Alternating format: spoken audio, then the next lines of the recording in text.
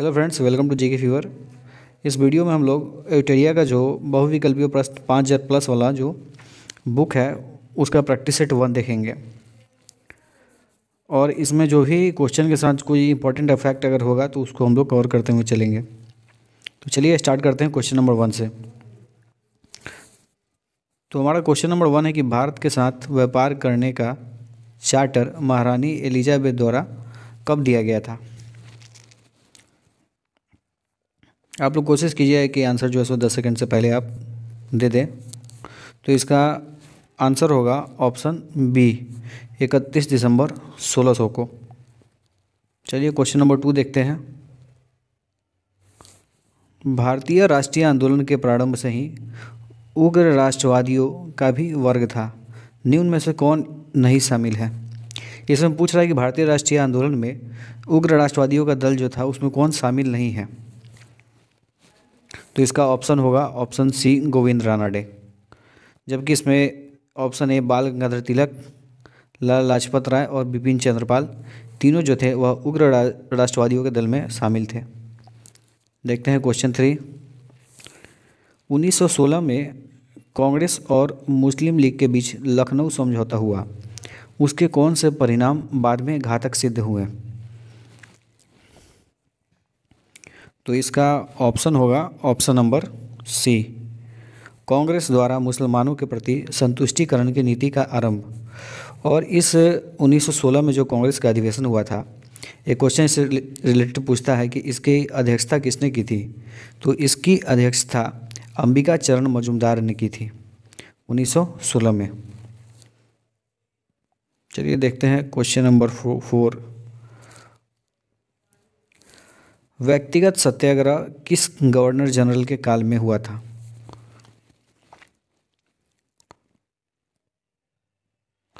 तो फ्रेंड्स इसका आंसर होगा lord Linlithgow, option number C होगा। और इससे रिलेटेड कुछ फैक्ट है, जैसे कि व्यक्तिगत सत्याग्रह की शुरुआत किसने की थी। तो इसकी शुरुआत महात्मा गांधी के द्वारा की गई थी, सेकेंड वर्ल्ड वॉर के टाइम में किया गया था। और पूछता है कि व्यक्तिगत ऐसे कि प्रथम व्यक्तिगत सत्याग्रही कौन थे। तो 3 व्यक्तिगत सत्याग्रही हुए थे, जिसमें से पहले जो थे विनोबा भावे थे, सेकेंड नंबर पे जो थे वह थे जवाहरलाल नेहरू, और जो थर्ड नंबर पे थे वह ब्रह्मदत्त। तो ऐसे करके भी एग्जाम में जो है सो सवाल आते हैं। चलिए देखते हैं क्वेश्चन नंबर 5। क्वेश्चन नंबर 5 में है कि भारतीय राष्ट्रीय कांग्रेस की पूर्ववर्ती संस्थाओं में सबसे पहली और प्रमुख संस्था कौन थी। बताइए इसका आंसर। इसका आंसर हो जाएगा option C, British India association. और इसकी स्थापना कब हुई थी। तो इसकी स्थापना 1851 में हुआ था। और एक इंडियन एसोसिएशन है, इसका इस्टेब्लिशमेंट 1876 में हुआ था। तो इसको भी ध्यान रखिएगा। चलिए चलते हैं नेक्स्ट क्वेश्चन की ओर। क्वेश्चन नंबर है 6। साइमन कमीशन की सिफारिश के संदर्भ में निम्नलिखित में से कौन सा एक कथन सही है। तो इसका आंसर हो जाएगा ऑप्शन नंबर सी, इसने केंद्र में द्विसदन विधायिका के उन्मूलन का सुझाव दिया। ये ऑप्शन सी हमारा सही हो जाएगा। और इससे रिलेटेड एक फैक्ट है कि साइमन कमीशन भारत कब आया था। तो साइमन कमीशन भारत जो है सो 3 फरवरी 1928 को आया था। 3 फरवरी 1928 को साइमन कमीशन जो है सो भारत आया था।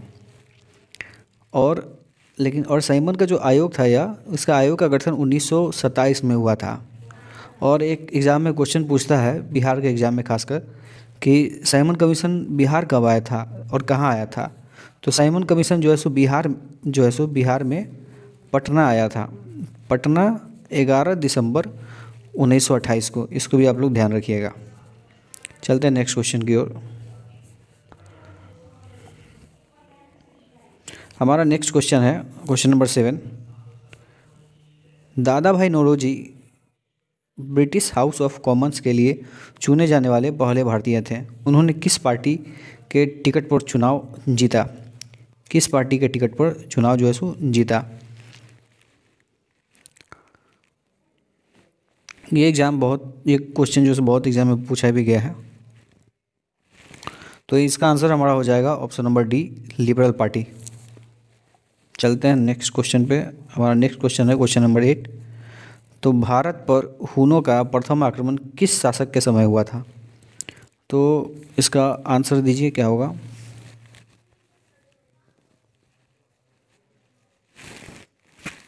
इसका आंसर हो जाएगा ऑप्शन नंबर सी, स्कंदगुप्त। और स्कंदगुप्त जो था यह गुप्त वंश से रिलेटेड है। और गुप्त वंश का स्थापना किसने किया था? तो श्रीगुप्त ने किया था। श्रीगुप्त ने कब किया था? तो 240 ईस्वी में किया था।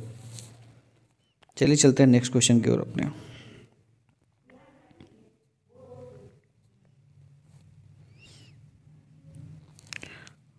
हमारा नेक्स्ट क्वेश्चन है क्वेश्चन नंबर 9। ऐहोल अभिलेख किस शासक से संबंधित है?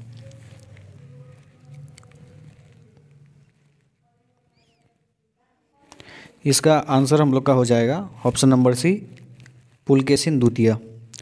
और क्वेश्चन हमारा ये भी रहता है एग्जाम में कभी कभी कि पुलकेशिन द्वितीय किस वंश से संबंधित है? चालुक्य वंश। ये जो है सो चालुक्य वंश से संबंधित है। और चालुक्य वंश की राजधानी क्या थी? तो वह थी राजधानी वातापी। चालुक्य वंश की यह राजधानी भी थी। चलते हैं नेक्स्ट क्वेश्चन, हमारा क्वेश्चन नंबर 10।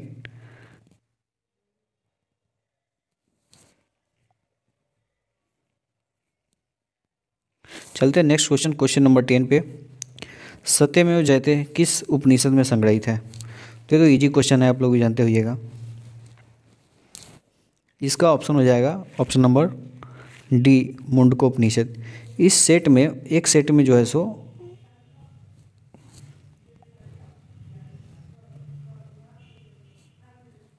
इस एक सेट में जो है सो लगभग जो है सो 50 क्वेश्चन है। इसके एक सेट में जो है सो 50 क्वेश्चन है। ठीक है, आप लोग कोशिश करिएगा कि कम से कम इसमें आप लोग का जो है सो 40 to 45 सही हो, क्योंकि क्वेश्चन का लेवल इजी टू मॉडरेट है।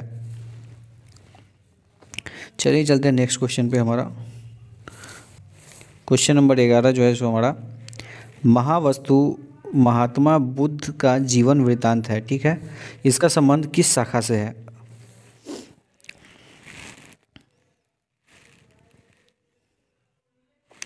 तो इसका आंसर हो जाएगा हमारा ऑप्शन नंबर ए, महायान शाखा। और बौद्ध धर्म से रिलेटेड कुछ इंपॉर्टेंट फैक्ट है, जैसे कि बौद्ध धर्म का जैसे कि 4 संगीतियाँ हुई थी। पहली संगीति जो हुई थी राजगीर में हुई थी। और क्वेश्चन ये तो आप लोगों को पता ही होगा कहाँ हुआ था और इसकी अध्यक्षता किसने किया था। लेकिन इम्पोर्टेंट जो क्वेश्चन ये है कि पहले जो संगीति हुई थी उसमें क्या कार्य हुए थे, तो इस बारे में कोई बताता नहीं है कार्य। तो पहली संगीति में जो है सो वह त्रिपिटक में जैसे सूत पिटक है, विनय पिटक है, सूत पिटक और विनय पिटक का संकलन हुआ था। और दूसरी संगीति में बौद्ध जो धर्म है वो अस्थाविर और महासंघिक में बट गए थे। और तीसरी वाले में जो है सो त्रिपिटक का निर्माण हुआ था।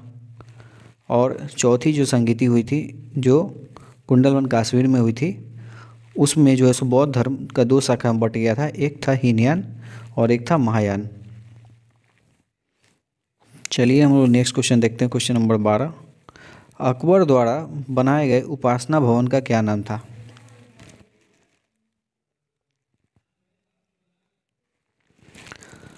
इसका आंसर हो जाएगा ऑप्शन नंबर सी, इबादत खाना। क्वेश्चन ये भी रहता है कि इबादत खाना का स्थापना अकबर ने कब किया था? तो इसका स्थापना अकबर ने 1575 में किया था। 1575 में किया था अकबर ने इसका स्थापना।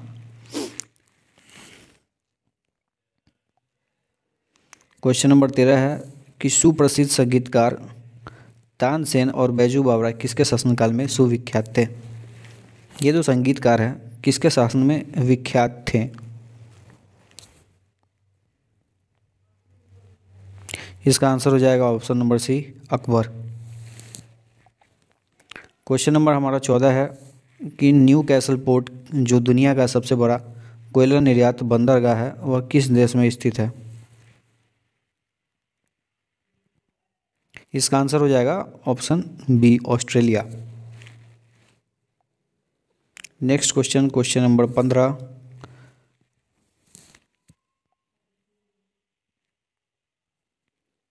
Next question, question number 15। देशांतर रेखाओं के संबंध में कौन सही है?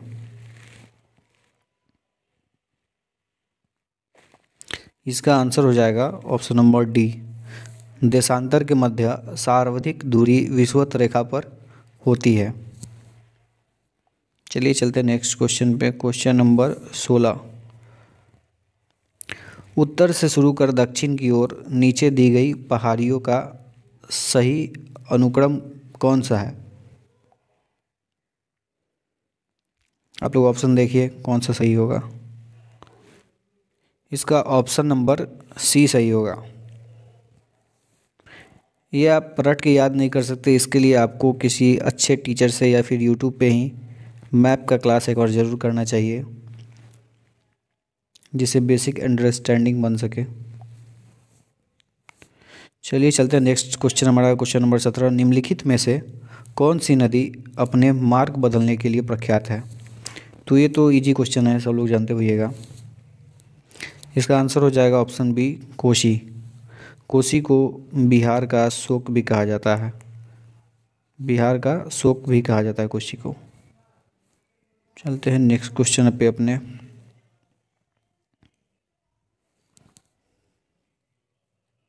Question number 18। किस मृदा प्रारूप में लोहे के अतिरिक्त मात्रा होने के कारण अनुर्वरक हो जाती है? कौन सा मिट्टी है जिसमें लोहा की मात्रा ज़्यादा होने पे वो अनुर्वरक हो जाता है? तो इसका आंसर होगा ऑप्शन नंबर सी, लैटेराइट मिट्टी।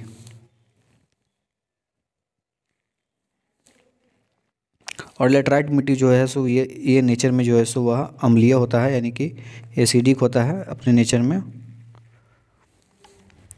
और ये ज़्यादातर जो है सो साउथ इंडिया, दक्षिण भारत में और नॉर्थ ईस्ट के जो कुछ स्टेट हो गए जैसे मेघालय, वहाँ पाया जाता है। क्वेश्चन हमारा 19 है। प्रकाश के संबंध में कौन सा कथन जो है सो सत्य है?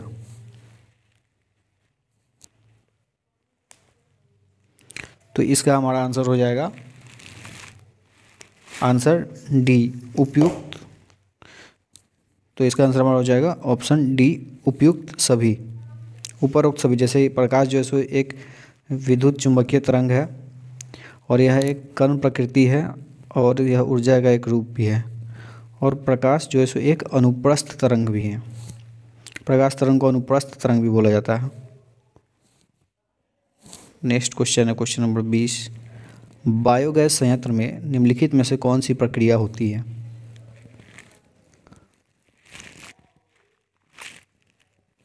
इसका आंसर हो जाएगा आंसर है किण्वन प्रक्रिया होती है।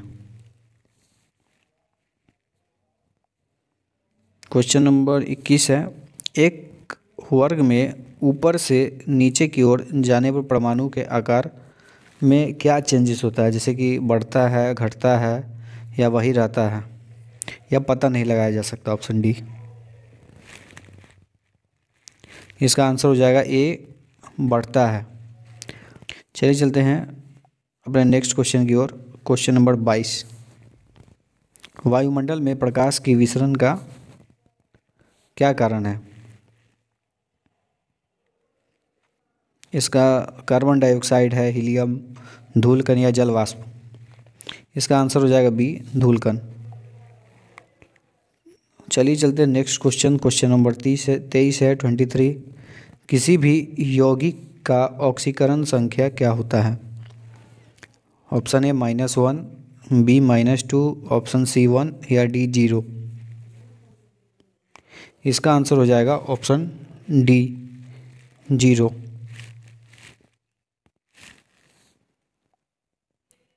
क्वेश्चन नंबर 24 है कि सर्प विरोधी सुई किस तत्व का एक यौगिक है?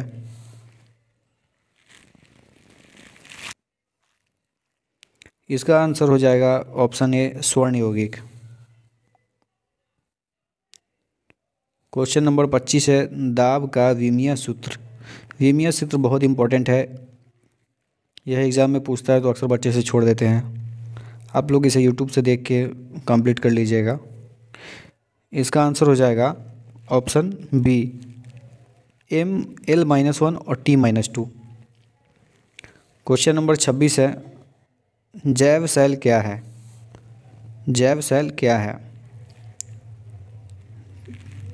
तो इसका आंसर हो जाएगा ए कोयला।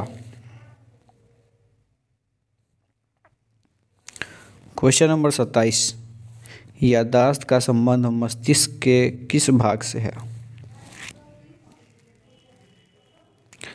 Option A hypothalamus, B cerebellum, C spinal cord या डी सेरेब्रम। इसका आंसर हो जाएगा ऑप्शन डी सेरेब्रम। और यह मस्तिष्क का आगे का हिस्सा होता है और सबसे बड़ा हिस्सा है। और इसका जो बाहरी परत होता है सेरेब्रम का उसको कॉर्टेक्स कहते हैं, ये भी एग्जाम में पूछा गया है।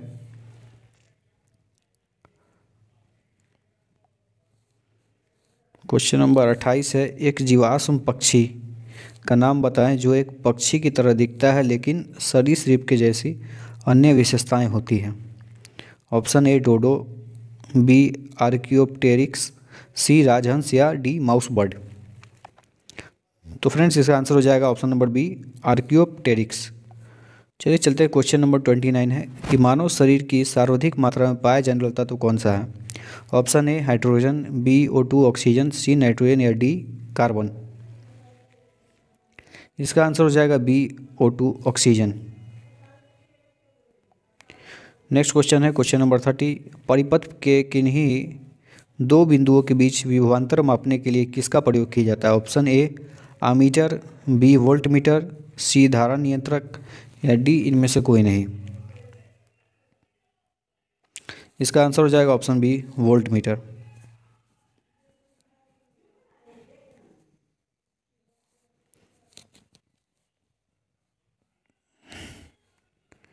हमारा नेक्स्ट क्वेश्चन है क्वेश्चन नंबर 31 आपातकाल के दौरान मौलिक अधिकारों का निलंबन कौन कर सकता है?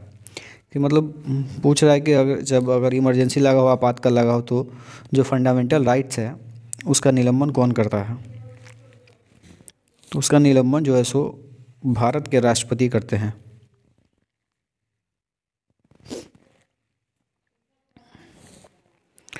और एक क्वेश्चन ये आता है कि जैसे कि संसद के दो भाग होते हैं, एक लोकसभा और एक राज्यसभा। तो लोकसभा मेंबर होने के लिए उम्र का क्या सीमा होना चाहिए, न्यूनतम कितना होना चाहिए? तो लोकसभा के लिए 25 ईयर्स है और राज्यसभा के लिए 30 ईयर्स है। नेक्स्ट क्वेश्चन हमारा है क्वेश्चन नंबर 32 प्राक्कलन समिति के सदस्यों का कार्यकाल कितने वर्ष का होता है?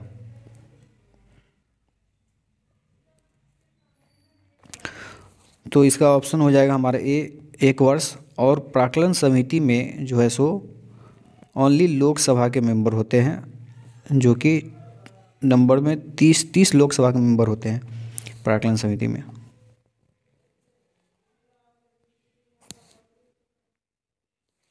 क्वेश्चन नंबर 33 है निम्नलिखित में से किसके अनुमोदन से भारत की संचित निधि से पैसा निकाला जाता है? इसका आंसर हो जाएगा डी भारत का संसद। और यह जो आर्टिकल जो है 33 क्वेश्चन का संचित निधि, यह आर्टिकल जो है सो 266 में दिया गया है।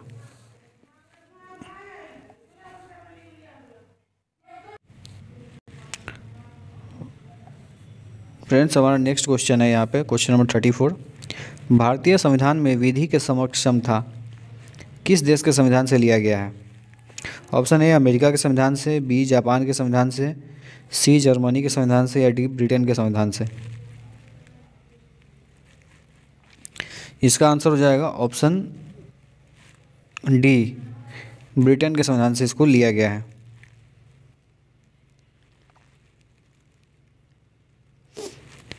चलिए चलते हैं नेक्स्ट क्वेश्चन पे क्वेश्चन नंबर 35। क्वेश्चन नंबर 35 है संविधान संशोधन प्रक्रिया संविधान के किस भाग में उल्लेख किया गया है? ऑप्शन ए भाग 12, बी भाग 16, सी भाग 18 या डी भाग 20। इसका आंसर हो जाएगा ऑप्शन डी भाग 20।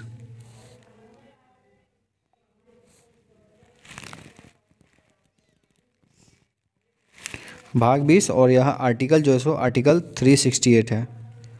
आर्टिकल 368 और भाग 20 में इसका उल्लेख है संविधान प्रक्रिया का। क्वेश्चन हमारा नेक्स्ट है क्वेश्चन नंबर 36 या मैच द कॉलम दिया गया है कि भाषाओं का उल्लेख, दल बदल, विरोध, ABCD इसको मैच कर मिलाना है। तो इसका आंसर मैं बता दे रहा हूँ, इसका आंसर हो जाएगा ऑप्शन बी। जैसे कि भाषाओं का उल्लेख है 8वीं अनुसूची में, दल बदल विरोध निरोध अधिनियम जो है सो 10वीं अनुसूची में है, 73वां संविधान संशोधन अधिनियम जो है सो यह 11वीं अनुसूची में है, और भूमि सुधार एवं अधिग्रहण जो है सो 9वीं अनुसूची में है।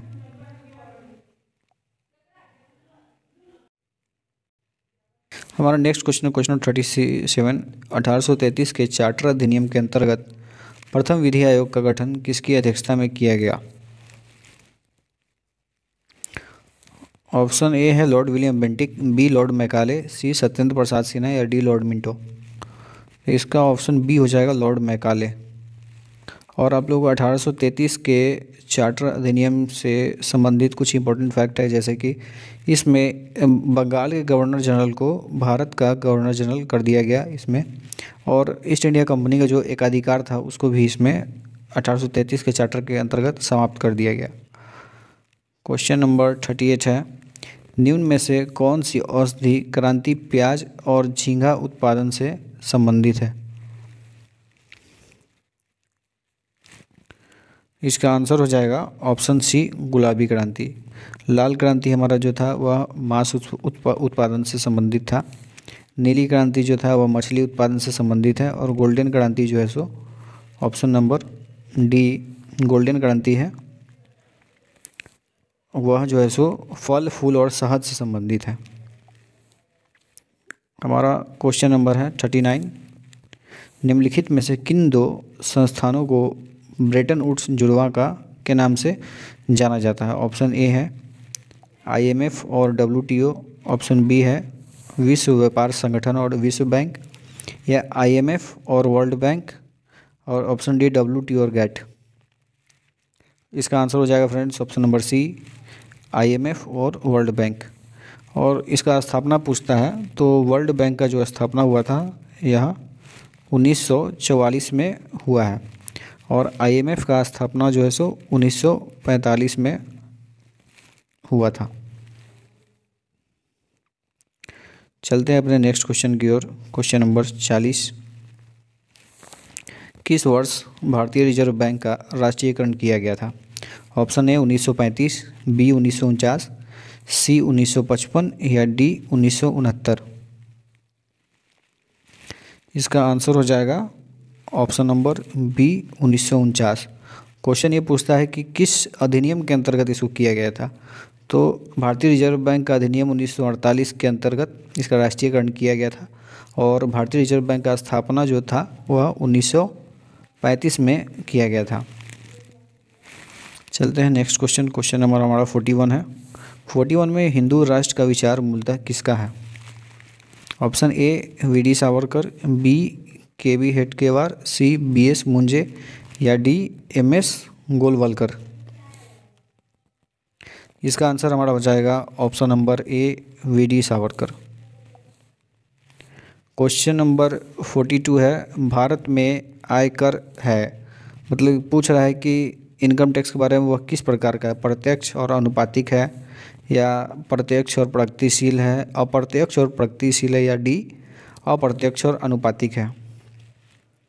तो इसका आंसर हमारा हो जाएगा ऑप्शन नंबर बी प्रत्यक्ष और प्रगतिशील। और एक क्वेश्चन पूछा जाता है जिसमें अक्सर स्टूडेंट कन्फ्यूजन होते हैं, या डायरेक्ट टैक्स और इनडायरेक्ट टैक्स है। तो एक गिफ्ट टैक्स है, गिफ्ट टैक्स जो है सो वह किस प्रकार का टैक्स है, डायरेक्ट टैक्स है या इनडायरेक्ट टैक्स है? तो गिफ्ट टैक्स जो होता है वह डायरेक्ट टैक्स के अंतर्गत आता है। क्वेश्चन नंबर 43, कुचिपुड़ी किस राज्य का लोक नृत्य है? Option A Kerala, B Karnataka, C Odisha या डी आंध्र प्रदेश। इसका आंसर हमारा हो जाएगा option number D, Andhra Pradesh का लोक नृत्य है। ओडिशा का लोक नृत्य है ओडिसी है, छऊ है। कथकली केरल का हो गया। क्वेश्चन नंबर 42, हिमानी उत्तम पर्व का संबंध किस खेल से है? Option A kabaddi, B mallakhamb, C तलवारबाजी या डी कुश्ती। तो इसका आंसर हो जाएगा option number B mallakhamb. Question number 45, निपख आंदोलन के प्रणेता कौन थे? Option A Chaitanya, B Dnyaneshwar, C Dadu Dayal या डी नामदेव। इसका आंसर हमारा हो जाएगा दादू दयाल। चैतन्य महाप्रभु के बारे में आप लोगों ने सुना होगा, इनको जो है सो कृष्ण का अवतार माना जाता है। क्वेश्चन नंबर 46 है, द्रकमा सिक्का किसने चलाया? ऑप्शन ए ग्रीक ने, बी शक ने चलाया, सिथियन ने चलाया या डी कुषाण ने चलाया। तो द्रकमा सिक्का को ग्रीक लोगों ने चलाया, जो ऑप्शन नंबर ए होगा। कुषाण वंश का आपको पता होगा संस्थापक कौन था? कुजुल कड़फिसेस। और कुषाण वंश का सबसे प्रतापी शासक जो था वह कनिष्क था, जिसने 78 ईस्वी में जो है सो शक संवत जो है सो चलवाया था। 47 है कि बाढ़ के दौरान हर वर्ष नए एलुवियल का जमाव जो मिट्टी की उर्वरता को बढ़ाता है उसे क्या कहते हैं? ऑप्शन ए खादर, बी उर्वरा, सी रेगुर या डी उसरा कहते हैं। इसका आंसर हो जाएगा ऑप्शन ए खादर। यह जो है जलोढ़ मृदा होता है। जलोढ़ मृदा का दो प्रकार होता है, एक होता है खादर और एक होता है बांगर। खादर को नई जलोढ़ मृदा बोला जाता है और बांगर को पुरानी मृदा बोला जाता है।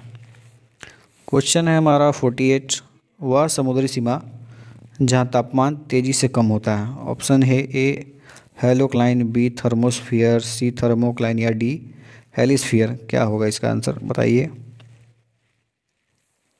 इसका आंसर हो जाएगा option number C thermocline. Question number 49, basal मापदंड किससे संबंधित है? ऑप्शन ए बैंकिंग क्षेत्र से, कर से, पूंजी बाजार से या बीमा क्षेत्र से। इसका आंसर हो जाएगा बैंकिंग क्षेत्र से, ऑप्शन नंबर ए। हमारा इस वीडियो का लास्ट जो क्वेश्चन है वह है क्वेश्चन नंबर 50, इंग्लिश में पहली बार औद्योगिक क्रांति शब्द का प्रयोग किसने किया? ऑप्शन ए जॉर्ज मिशेलेट या ऑप्शन बी ऑलिवर गोल्डस्मिथ, सी फ्रेडरिक एंगल्स या डी आर्नल्ड टैमबी। क्या होगा इसका आंसर बताइए? औद्योगिक क्रांति शब्द का प्रयोग किसने किया था इंग्लिश में पहली बार? तो इसका आंसर हो जाएगा ऑप्शन नंबर डी आर्नल्ड टैमबी। आपका पूरा वीडियो देखने के लिए धन्यवाद और आप लोग अपना स्कोर कमेंट ज़रूर कीजिएगा। कोशिश कीजिएगा कि हर सेट में आप लोग को जो है सो 40 से 45 मार्क्स के बीच में आए इसमें। और इसका जो एक स्मरणीय तथ्य वाला ये जो है स्मरणीय तथ्य वाला जो है इसका मैं अलग से एक सीरीज लाऊंगा, जिसमें सब्जेक्ट वाइज जैसे कि हिस्ट्री का हो गया अलग, ज्योग्राफी का, साइंस का, इस प्रकार से मैं अलग अलग उस पर वीडियो बनाऊंगा, एक ही साथ उसको अपलोड करूंगा। आज के लिए इतना ही, मिलते हैं अपने नेक्स्ट वीडियो में।